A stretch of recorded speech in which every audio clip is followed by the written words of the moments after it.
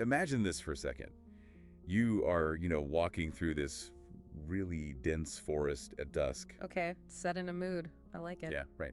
So the trees are towering around you, branches all interlaced overhead. You can really only see, like, a few steps ahead on the path. Right, it's getting dark. Exactly. But you aren't alone. Beside you is someone who, well, they don't really speak much. They aren't giving you advice or trying to guide you. They're just there. They're just there. And yet, their mere presence makes the whole path feel, I don't know, less uncertain. You don't have to justify your pace. You don't have to explain why you chose that specific trail. Yes. And somehow, in that really quiet companionship, something inside you just shifts. It isn't because of anything they said. It's because their very being altered the quality of your attention. Right. And that brings us to the core of what we are doing today. Welcome to today's deep dive, everyone. We have this absolutely fascinating stack of research and notes today. It really is a game changer. It totally is, because we usually think of friendship as like networking or emotional insurance or maybe just having a reliable plus one. A transactional view, basically. Exactly.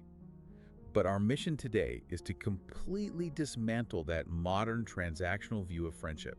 We are going to rebuild it from the ground up. And we're doing that through the lens of Gestalt psychology, which it gives us this incredibly dynamic, almost magical way of understanding human connection. It really is magical. We are looking at friendship not as a bond, but as a living, breathing, perceptual field. Because fundamentally, Gestalt psychology teaches us that we don't experience reality in these little isolated fragments. Right, we experience it as wholes. Yes. Yeah. Like a melody isn't just a sequence of random notes. It's a single flowing shape. A face isn't just, a nose and two eyes. That whole presence. Exactly. And friendship operates on those exact same principles. Wow. It's literally the environment in which we construct who we are. Okay, let's unpack this. Because one of the biggest distinctions I came across in the source text is this idea of the mirror versus the window.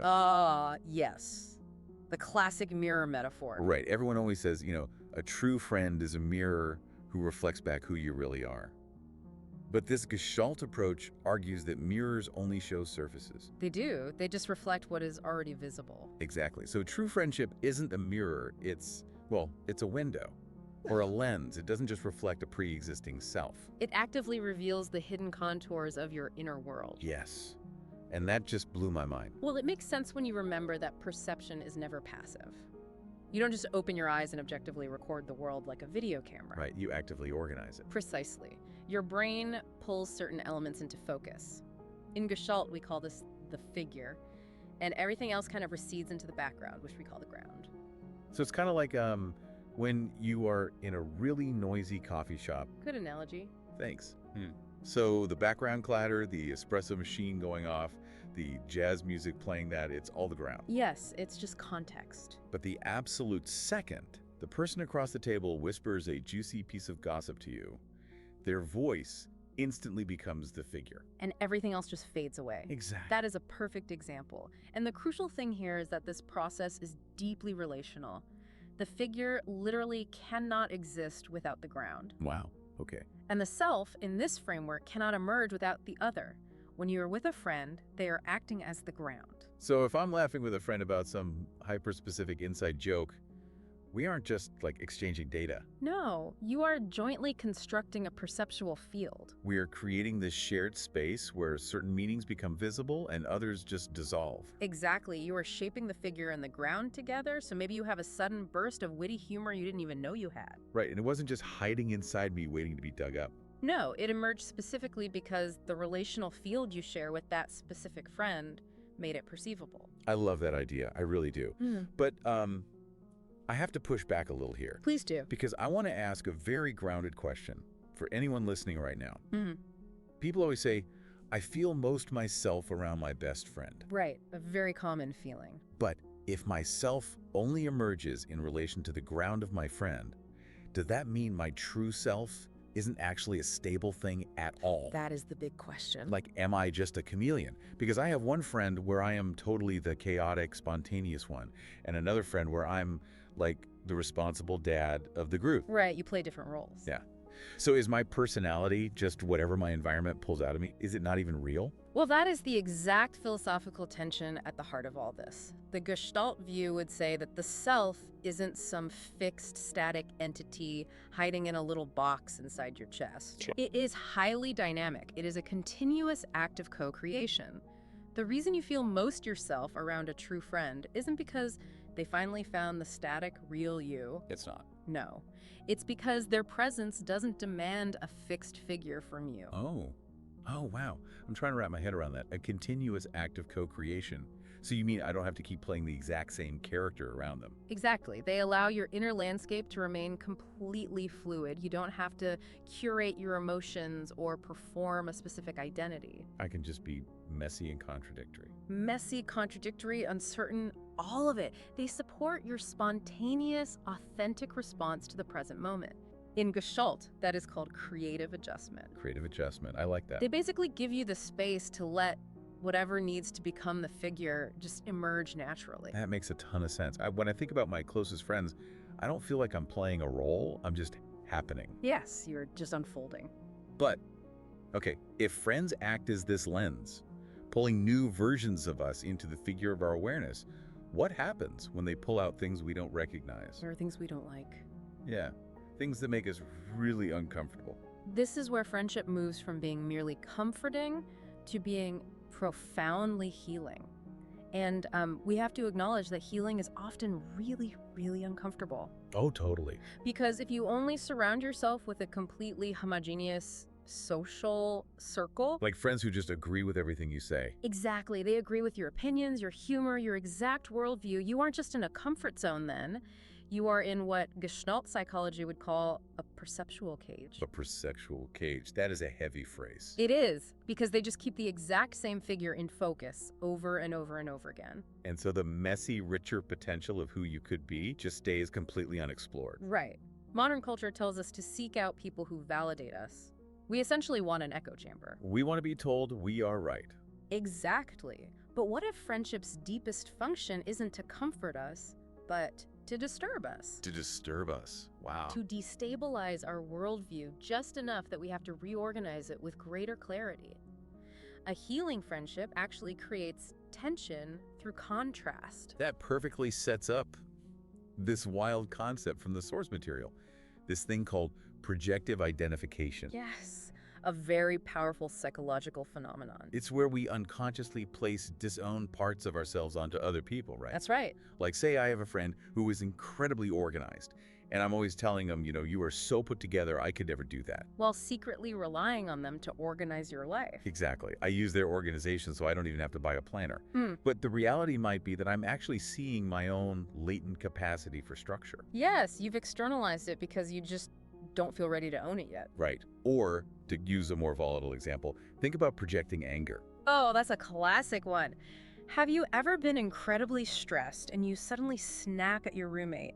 Why are you stomping around? Why are you so mad? Oh, guilty as charged. Absolutely. And they just look at me like, I'm literally just walking to the fridge. You're the one yelling. Right, because in an unhealthy dynamic, projection just leads to blame or idealization. You outsource the emotion entirely. But in a genuine friendship, it works differently. Yes. The friend holds your projection up like a lens. By embodying that trait, whether it's calmness, anger, organization, they make it real in the shared perceptual field. And because it becomes real and visible out there, it becomes something I can eventually reclaim for myself in here. Exactly. Wait, I need to challenge this a bit, because it reminds me of an analogy I read about. The painter who only sees the true vibrancy of the color blue when it's placed right next to a bright orange. Contrast creates visibility. Right. But isn't this just a really fancy philosophical way of saying opposites attract? Are we secretly just using our friends to permanently outsource the personality traits we are too scared or, frankly, too lazy to own? What's fascinating here is the distinction between outsourcing and restructuring. Okay, lay it on me. Outsourcing implies a permanent transaction. You give a job to someone else, so you literally never have to do it. Right, like paying an accountant. Exactly. But what a true friend is doing is providing the necessary perceptual conditions for you to hear your own background noise. They don't do the work for you. So how does that actually result in me changing? Like, how do I stop relying on them to be the organized one? Because the goal is insight.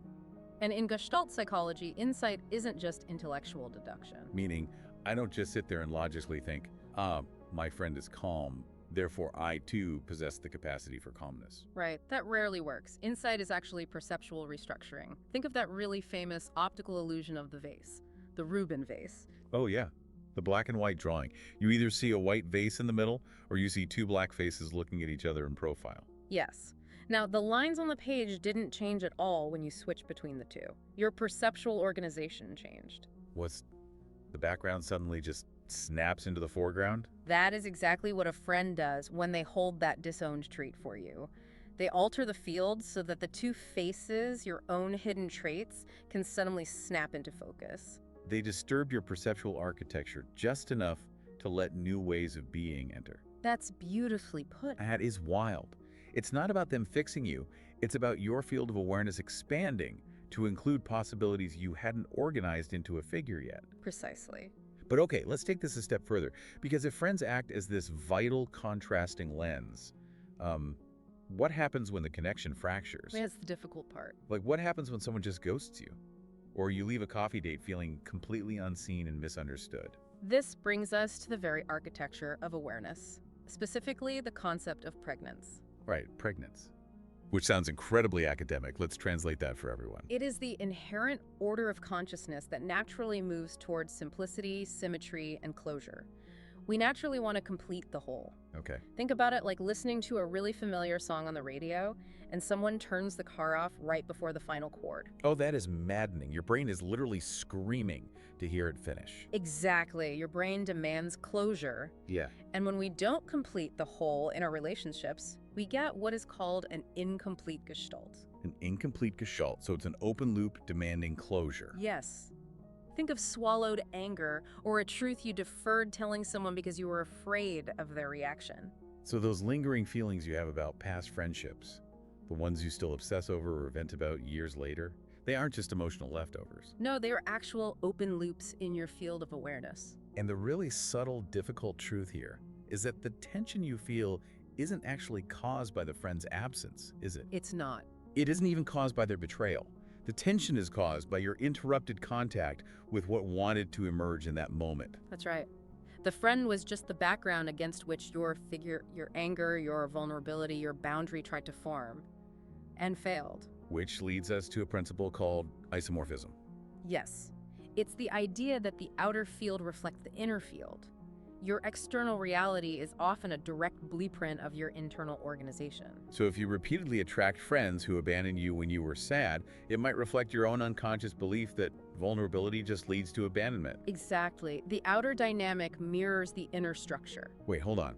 I have to bring this down to earth because that is intense. And honestly, it borders on victim blaming if we aren't careful. That's a very fine line, yes. So if a friend ghosts me, or I leave a hangout feeling totally unseen, you are saying I need to look at my own contact style. Yes, your contact style. But if someone treats me poorly, isn't that just them being a jerk? Why do I have to take responsibility for their bad behavior? This raises an important question, and it is crucial to clarify. Gestalt isn't saying you excuse their bad behavior. Okay. And it isn't saying their actions are your fault. It asks you to examine the pattern and your response to it. So, looking at my side of the street. Right. If you feel unseen, did you actually show up fully and voice your needs? Or was your expression diluted by fear?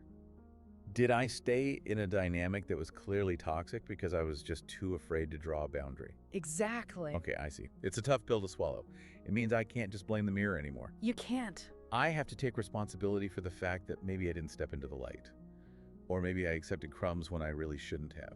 It is tough, but it is profoundly empowering. Conflict in friendship is not a failure. It is a direct invitation to complete a gestalt. So when irritation arises, we usually rush to fix it, or we just blame the other person entirely. But this philosophy asks us to pause and look at the field. What part of you is demanding attention through this reaction? The friction is like an alarm bell. It's like my own mind is using the friction with my friend to say, hey, you swallowed your truth again, open the loop and close it properly. Yes. Maybe the emotion isn't really about them being evasive. Yeah. Maybe it's a signal pointing to my own need to value honesty and finally speak up. Exactly. Every single interaction becomes a laboratory for self-awareness. It's an opportunity to practice contact. And each time we do this, our perceptual field grows more flexible, more resilient. Because you realize that wholeness isn't perfection, it is integration. Yeah. It's allowing all your parts, the messy, the fragile, the strong, to coexist without splitting them into good and bad. Here's where it gets really interesting. Let's say we do the work. Okay. We resolve these incomplete gestalts, we start projecting our anger onto our roommates, we integrate all these parts of ourselves. Does that mean the friendship is locked in? Like, is it meant to last forever now? You might think so, but the research says, surprisingly, no. Which is wild. It might be the most counterintuitive part of the whole philosophy of relating. In this view, completion is not loss, it is integrity. Right, the idea is that a friend's true purpose is to catalyze your wholeness. Yeah. And once that happens, the relationship might actually just organically vanish. Because its purpose was fulfilled. It describes allowing the figure to dissolve gently back into the ground. But doing that requires a specific state of mind, doesn't it? Yes, what Gestalt calls creative indifference. Now that sounds cold, like you just don't care anymore, but it isn't that at all. It's not apathy. No, it is a spacious neutrality. It means allowing the other person to be exactly who they are, without manipulation, without dependency. You don't need them to maintain your shape anymore, and they Yeah. don't need you to maintain theirs. Exactly. This connects so perfectly to the philosopher Martin Buber. He talks about the I-thou relationship. Yes, a beautiful concept. These are those profound sacred encounters where you truly see another person's soul.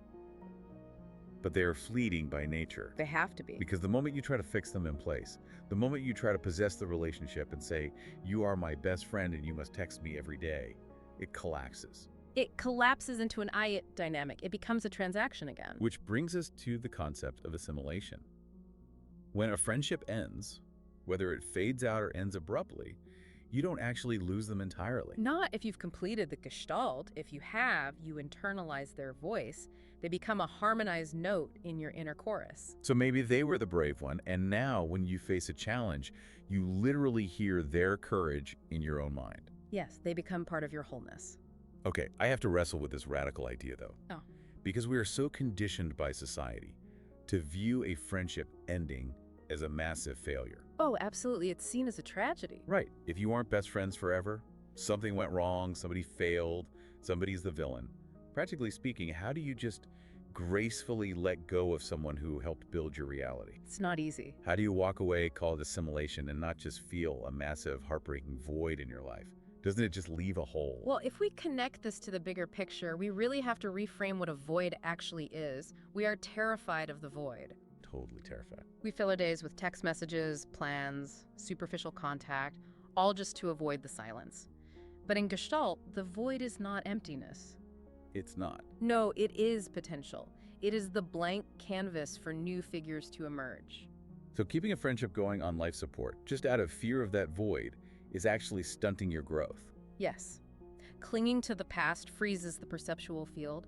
You trap yourself in an old configuration and you become unable to perceive what wants to arise right now. Wow. Endings, when done with this kind of awareness, actually leave you with more. You carry the expanded capacity to see and feel. The relationship completed its arc, its essence was absorbed into your wholeness, and now you have the space to actually meet the present moment. Exactly. That reframes everything. The moment you stop needing your friend to validate your existence is the moment the friendship actually becomes free. You can love someone as a sovereign being, not as a function of your own needs. And you can let their path diverge from yours with deep gratitude, knowing they left you with a more resilient perceptual architecture. So, what does this all mean for us? Let's bring all of this together, because we've covered incredible ground today. We really have. We started by looking at friendship not as a transaction of likes, or splitting dinner bills, or emotional support, but as a continuous practice of co-perception. A laboratory of self-awareness. Yes. It's not about seeking comfort, it's about seeking contact. And ultimately, it seems like friendship is a rehearsal for the deepest relationship of all. The one with the stranger inside yourself. Beautifully said. And I would encourage you, as you are listening to this right now, to really look at your own social circles. Think about the people you spend the most time with. Mm-hmm. Are you using your friends as mirrors to seek confirmation of what you already believe? Or are you using them as windows to make true contact with the unknown parts of yourself? Such a good question. Does your friendship buffer you from solitude, or does it actually prepare you to face yourself in the silence? That is brilliant. Are they buffering you or preparing you?